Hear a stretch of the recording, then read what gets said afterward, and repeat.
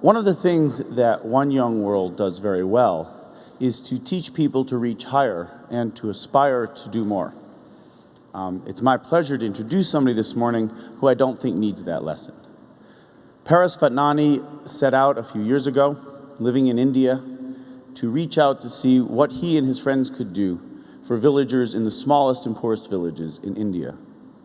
What they quickly realized is that the assumptions they brought to the table when they went out to those villages from their own urban homes was that they didn't really appreciate that there was a predicate condition, an issue that lay underneath the issues they sought to help resolve, and that was the fact that many of these people simply had no light. And so they set about trying to bring light to the unlit villages of India. A few short years later, they have now lit thousands of homes and tens of thousands of people's lives, thus permitting them to actually enjoy the basic things that are the preconditions to health, the preconditions to an education, and the preconditions to pulling themselves out of much greater poverty. Not content with merely lighting their homes, they created a series of solar kits, and they enlisted the help of people who, as they would rephrase it, are differently abled, to become the workers to build those kits. The average salary of a person in India is about $1,000 US. They've permitted these people to have salaries 40% above the average income, to be delivering products out to the poorest people in the world. And they do so by enlisting the helps of students who they felt needed a culture change and awareness. They wanted to bring to the better off people in India, the students in particular, the ability to understand that they need to give back. And so they created a cadre of volunteer students who develop and deliver the solar kits into the villages. So they not only are bringing light to the poorest and in creating a new workforce out of the disabled, but they're also helping create culture change by creating a cadre of volunteers among students. I don't think he needs much more introduction. Ladies and gentlemen, Fatnani.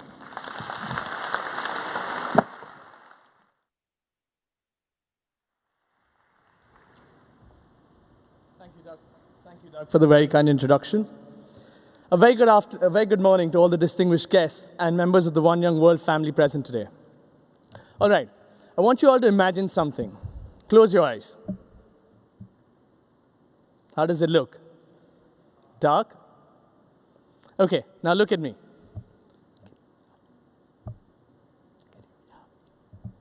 How did that feel? Different? Now imagine living your life like this. Difficult? Disturbing? There are thousands of people out there who live in this silence and darkness. But I believe if they've been deprived of one thing, God has made up to them with another gift. For me, the people who can't see, can't hear, can't walk, aren't disabled. They're differently abled. What you and I need to focus on is to use their uniqueness and create opportunities for them. The biggest problem such people face is that people consider them to just be different, be it a job interview, be it an admission test, or even getting coffee for themselves. We think they can't do it.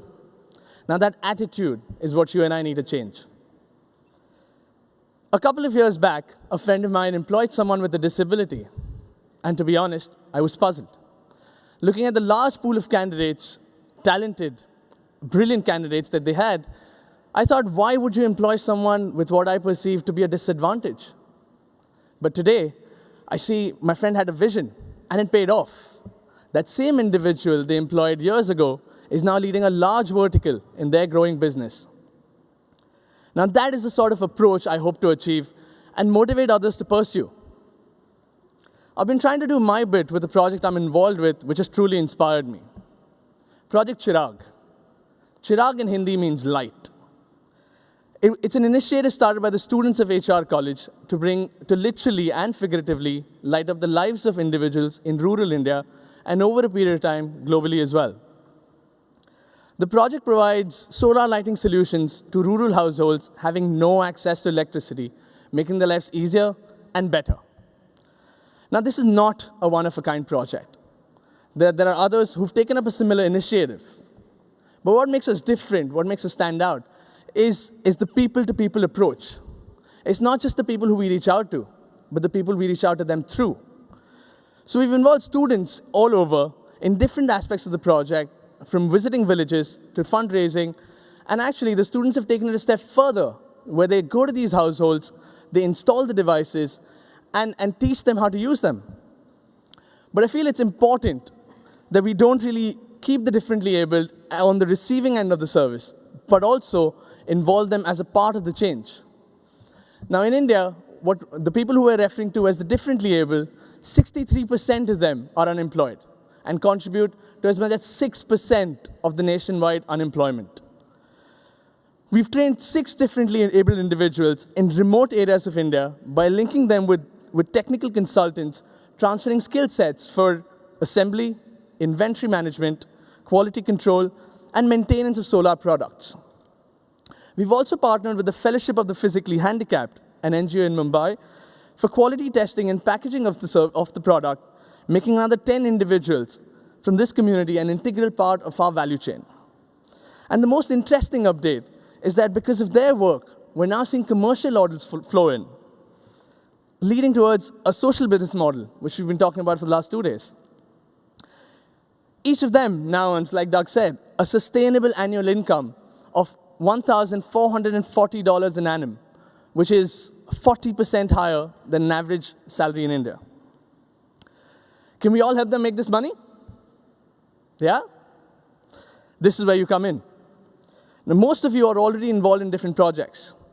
What I ask of you is to offer training and encourage participation from the differently abled community in your projects. Every field, education, health, environment, has different requirements.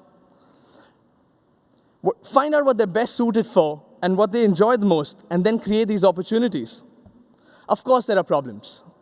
You need patience, often resistance, often assistance from experts, and sometimes even the courage to invest in people when things look bleak. We did that. And today, standing in front of you, I'm proud to say that with the help of the differently abled community, as of August 2012, we've provided solar lighting solutions to 3,781 households across 100 villages in India, impacting over 20,000 individuals in just over 2 years.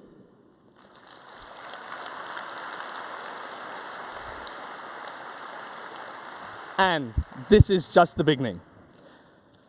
We aim to reach over 10,000 households by the end of 2014 and impacting over 50,000 individuals by creating 25 Project Chirag chapters. These would include local mostly, but also some international chapters, like the one we're trying to start up in Kenya with the fellow One Young World ambassador there. But most importantly, we envision to create 25 sustainable jobs. In the bigger picture, this number might seem small, but the idea here is to create sustainable jobs, and even more so, sustainable relationships. If each one of us, 1,200 present today, go back and involve one differently abled individual in your project and include one student in the process, imagine what a difference we can make. With that thought in motion, I'd ask everyone present here to do all you can to support this community. The goal here is that we know they need us, and we know we can help. So let's do this. Thank you.